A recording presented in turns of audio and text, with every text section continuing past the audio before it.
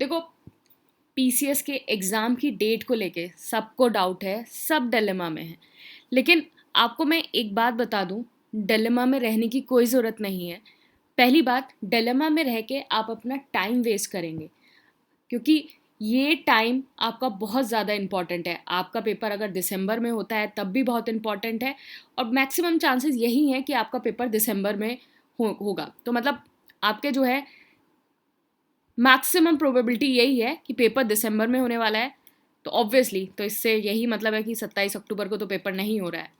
तो देखो, इस टाइम को किस तरीके से यूटिलाइज करें, ये सबसे ज़्यादा इम्पॉर्टेंट है।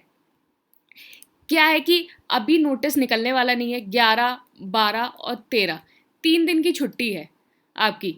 तो बचा आपके पास 14, 15 इसके आसपास जो है वो नोटिफिकेशन निकल सकता है। 14, 15, 16, 17, तो आपके पास ये 4 दिन है। लेकिन आप इसको देखिए कि ये आपके जो 11, 12, 13, 14 ये 4 दिन भी तो आप खराब कर रहे हैं ना। इन 4 दिन को आप यूटिलाइज कर सकते हैं। आप कम से कम कोई भी अपना एक सब्जेक्ट उठा सकते हैं कि मॉडर्न हिस्ट्री उठा लिया या फिर कुछ और उठा लिया। कम से कम 70 से 80% आपका वो सब्जेक्ट कंप्लीट हो जाएगा। तो देखो क्या है ना कि 27 अक्टूबर को तो नहीं हो रहा है पेपर। मैक्सिमम चांसेस यही हैं कि पेपर जो है आपका दिसंबर में होगा। मतलब बहुत ज़्यादा प्रोबेबिलिटी यही है कि पेपर दिसंबर में होगा। कुछ परसेंट अगर पेपर दिसंबर में नहीं हुआ और वो मार्च और अप्रैल में खिसक जाता है, तो हम किस तरीके से क्या सही चॉइस अभी लें कि हमारा पेपर कभी भी हो, हमें जो है वो फ्रूटफुल रिजल्ट मिले। तो हम इसमें वही डिस्कस करने वाले हैं। देखो क्या है कि अगर आपका पेपर दिसंबर में होता है, चांसेस इसके ही ज़्यादा हैं कि आपका पेपर दिसंबर में होता है, तो हमें इस वक्त क्या करना है? हमें इस वक्त क्या करना है, मैं आपको एक शेड्यूल दूंगी और ये शेड्यूल आपका 15 अक्टूबर से स्टार्ट होगा। 15 अक्टूबर से ये शेड्यूल स्टार्ट होगा। इस शेड्यूल में हम क्या करेंगे कि आपका प्रीलिम्स प्रिपेयर करेंगे, दिसंबर को प्रीलिम्स मान के। साथ में अगर जैसे किसी का प्रीलिम्स थोड़ा ठीक ठाक प्रिपेयर था, तो हम क्या करेंगे, इसमें GS5 एंड GS6 की आंसर राइटिंग करेंगे। GS5 और GS6 की आंसर राइटिंग। तो देखो, हमें टाइम बिल्कुल वेस्ट नहीं करना है। इससे आपका एक फ़ायदा होगा कि अब अगर आप इस टाइम में अपना प्रीलिम्स कर लेते हैं, तो बहुत सारे लोग होंगे जो RO का पेपर दे रहे होंगे, BPSC का पेपर दे रहे होंगे। तो आपका जो है साथ साथ ये दोनों पेपर भी आपके प्रिपेयर हो रहे हैं। साथ में हम GS5 और GS6 यूपी स्पेशल जो है वो प्रिपेयर करेंगे। अभी हम दिसंबर तक लेके ये चीज़ों को चलना है कि मतलब 15 अक्टूबर से स्टार्ट करना है। और अगर किसी का प्रीलिम्स थोड़ा ठीक ठाक अच्छे से प्रिपेयर है, तो हमें GS5 GS6 की आंसर राइटिंग कर लेनी चाहिए कि हमारे पास अच्छा खासा टाइम है। तो GS5 GS6 की आंसर राइटिंग अच्छे से कर लेनी चाहिए, GS5 GS6 अच्छे से प्रिपेयर करना लेना चाहिए। अगर इन केस अगर पेपर मार्च अप्रैल में गया, जो कि चांसेस बहुत कम है, बहुत कम चांसेस हैं इसके, लेकिन अगर इन केस गया, तो हमारी स्ट्रैटेजी क्या होगी कि हम इस पीरियड में GS1 से लेके GS4 अपना प्रिपेयर करेंगे। मतलब दिसंबर ऑनवर्ड से, मतलब पहले ये 5 और 6 हो जाएगा। लेकिन इसके चांसेस बहुत है इसकी नौबत नहीं आएगी। अगर ऐसी नौबत आती है तो will discuss a new plan. लेकिन चांसेस यही हैं कि आपका पेपर दिसंबर में हो रहा है। तो हम 15 अक्टूबर से आपको कौन कौन से चीज़ें रोज़ पढ़नी है, प्रीलिम्स का complete schedule along with GS5 and GS6 का शेड्यूल पूरा कंप्लीट, किस तरीके से प्रिपेयर करना है, एंड आंसर राइटिंग। इसको मैं आज ही आपको शाम तक ये सारी चीज़ें मैं आपको अपलोड कर दूंगी, ये सारी चीज़ें। तो ये जो टाइम है इसको यूटिलाइज करो। देखो, डिलेमा में रह के कोई फ़ायदा नहीं है। अगर आप जो है डिलेमा में रहोगे तो आप अपना टाइम वेस्ट कर रहे हो। मैंने आपको पिक्चर क्लियर कर दी है कि हाँ 27 अक्टूबर को नहीं हो रहा है, तो सबसे जो पास की डेट है वो दिसंबर है। सबसे पास की डेट, तो हम दिसंबर को ही टारगेट मान के चलते हैं, और मैक्सिमम चांसेस यही है कि दिसंबर में ही पेपर होने वाला है, लेकिन हम दिसंबर को टारगेट मान के चलते हैं, और हमारा दिसंबर तक ये टारगेट होना चाहिए कि हम prelims plus GS5 and GS6 कर लें। क्यों, देखो जो लोग RO कर रहे होंगे, BPSC दे रहे होंगे, तो उनको तो वैसे ही प्रीलिम्स का पढ़ना है ना, प्रीलिम्स का, जनरल स्टडीज़ का, आपको हिस्ट्री, पॉलिटी, ये सब पढ़ना ही है। तो क्यों ना हम इस तरीके से कंसोलिडेट करके चलें चीज़ों को कि हमारा कोई भी एग्ज़ाम हो जाए, हमारा प्रीलिम्स अच्छे से प्रिपेयर हो। तो ये 2 चीज़ें हमें करनी है। तो मैं शाम तक ये शेड्यूल डाल दूँगी, आप इसको प्रॉपरली, ब्लाइंडली इसको फॉलो करो। आप इस सारी चीज़ों को आप अच्छे से, किस तरीके से करना है चीज़ों को, किस तरीके से हम मूव करना है, क्या क्या चीज़ें करनी है, वो सब हम जो है उस वीडियो में डिस्कस करेंगे। तो ये पिक्चर बिल्कुल क्लियर है, 27 अक्टूबर को नहीं हो रहा है पेपर, ये पिक्चर बिल्कुल क्लियर है, दिसंबर में होने के मैक्सिमम चांसेस है, मैक्सिमम। तो स्ट्रैटेजी को फॉलो करो, डिलेमा में मत रहो, टाइम वेस्ट मत करो, चीज़ों को यूटिलाइज करो। अभी पता है क्या होगा ना, अगर अभी वाला टाइम यूटिलाइज कर लोगे, तो अगर थोड़ा स्लो पेस में भी अगर पढ़ रहे होगे ना, धीरे धीरे, तब भी चीज़ें अच्छे से कवर हो जाएंगी। फिर क्या होगा ना कि अभी अगर आपने ये, क्योंकि अभी थोड़े दिन बाद फेस्टिवल आने वाला है, आपके दिवाली में कहाँ आपकी 6-7 दिन चले जाते हैं ना, आपको पता भी नहीं चलता, 6-7 दिन वो दिवाली में चले जाएंगे। तो इन 6-7 दिन को अभी यूटिलाइज कर लो। कुछ लोग ऐसा होंगे कि दिवाली पे अपने घर चले जाएंगे, और बहुत सारे लोग ऐसे होंगे कि अपने हॉस्टल से, अपने PG से अपने घर जाएंगे।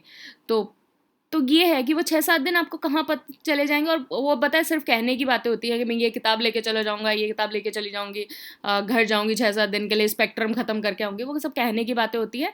वो स्पेक्ट्रम बैग में ही रखी रहती है, और बैग में ही रखी हुई आ जाती है, वो कुछ पढ़ाई वढ़ाई नहीं होती है। तो अभी से थोड़ा सा जाग जाओ, चीज़ों को प्रिपेयर करना शुरू कर दो, और अपनी किताबें जो 4-5 दिन से जो धूल चाट रही है ना, जो धूल में आपका, तो उनको, उन किताबों पर से तो थोड़ी सी धूल झाड़ लो, और उन किताबों को खोलना शुरू कर दो। थोड़ा सा रेस्ट हो गया, थोड़ा सा कूलिंग पीरियड आपको मिल गया सबको, इधर उधर चैट करने में, इधर उधर टेलीग्राम पे सारी चीज़ें पढ़ने में, तो उस कूलिंग पीरियड मिल गया है आपको।